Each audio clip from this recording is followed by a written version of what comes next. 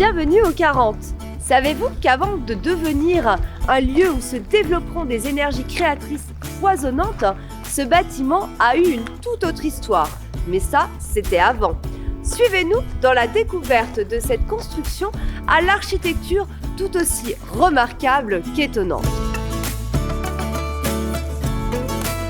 Vous pouvez apercevoir sur la façade ouest le sigle CFF qui renvoie à l'acronyme Crédit Foncier de France.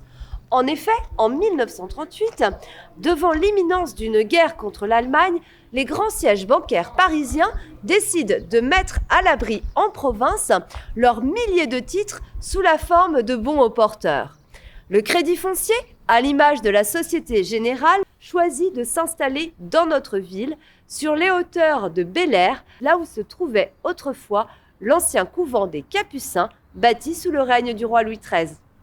Edmond Got, l'architecte des domaines du Crédit Foncier, va concevoir les plans d'un bâtiment aux dimensions monumentales et aux lignes épurées.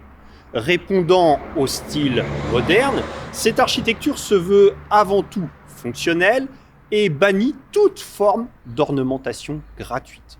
L'utilisation d'un matériau aux propriétés plastiques indéniables, le béton armé, permet, tout comme dans les chantiers conduits à la même époque par Auguste Perret et Le Corbusier, de privilégier les formes géométriques simples et l'équilibre subtil des pleins et des vides.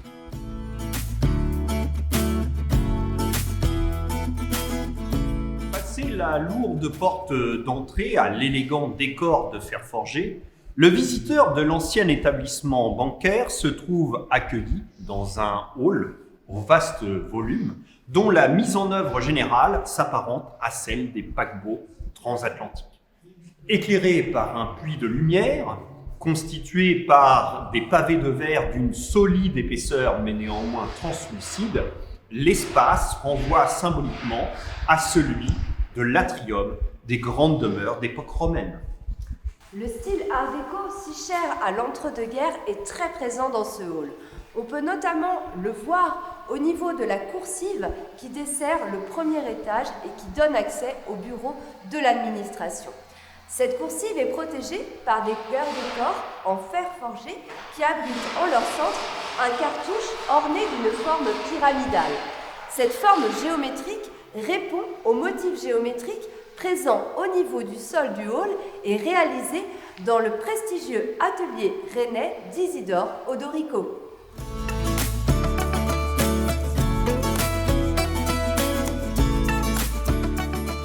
Nous voici maintenant dans l'ancienne salle des coffres qui portait autrefois le nom de salle Jean Méaudre. Jean Méaudre était un ancien secrétaire général du Crédit Foncier disparu lors de la campagne de France en 1940. Il faut imaginer que dans cette salle, aux dimensions gigantesques, avec une hauteur sous plafond de près de 9 mètres, s'affairait quotidiennement près de 300 employés, de part et d'autre de ce grand couloir central, bordé de chaque côté par 3 niveaux de mezzanine métallique, abritant des armoires sécurisées. Vous pourrez aussi observer des murs en béton armé, entrecoupés de pavés de verre Nevada. C'est tout l'esprit de ce lieu atypique que Bruno Godin, l'architecte qui préside à ce chantier, a souhaité conserver. Le sol en mosaïque des origines s'inscrit parfaitement dans un nouvel espace repensé avec 2 cubes dans le cube, incarnant d'un côté un auditorium modulable de 300 places et de l'autre des espaces pour des pratiques artistiques. C'est toute la sensibilité de l'architecte qui a présidé à la réhabilitation de l'aile Richelieu de la Bibliothèque nationale de France que l'on retrouve ici, au 40, par l'intermédiaire d'un mariage subtil entre préservation des volumes d'origine et élan d'une incroyable modernité architecturale, matérialisée en particulier dans cet espace par cette cage d'escalier à parois de verre translucide.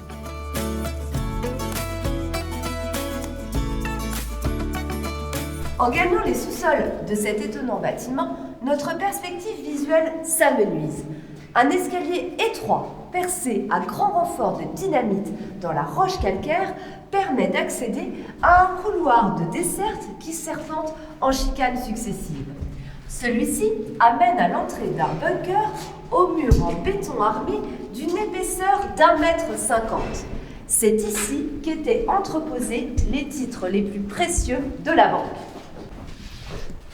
De lourdes portes blindées au mécanisme impressionnant marquent encore l'entrée de ce bunker. Elles seront conservées et permettront en particulier l'accès aux salles de répétition dédiées aux musiques actuelles. Pour l'anecdote, on rappellera que ce bunker a servi d'abri pendant la Seconde Guerre mondiale à près de 800 personnes des environs au moment des bombardements alliés qui sont intervenus sur la ville de Laval à 3 reprises en juin et juillet 1944. D'ici quelques mois, Lavallois et Lavalloises trouveront plaisir à entrer au 40 en utilisant ce large couloir d'accès couronné par cette élégante verrière qui, tout à la fois, permet de laisser entrer la lumière naturelle à l'intérieur du bâtiment et, d'un point de vue très visuel, d'appréhender l'articulation harmonieuse entre le bâtiment historique de l'ancien Crédit Foncier et l'extension contemporaine produite et dessinée par l'architecte Bruno Gaudin. Ce site est donc conçu pour répondre aux volontés municipales de valoriser ce patrimoine du XXe siècle tout aussi exceptionnel qu'original. Il s'imposera naturellement comme le lieu de toutes les pratiques culturelles où se développeront de nombreuses initiatives citoyennes. Vous l'aurez donc compris, cet espace chargé d'histoire n'attend plus que vous pour en écrire de nouvelles. À très bientôt au 40.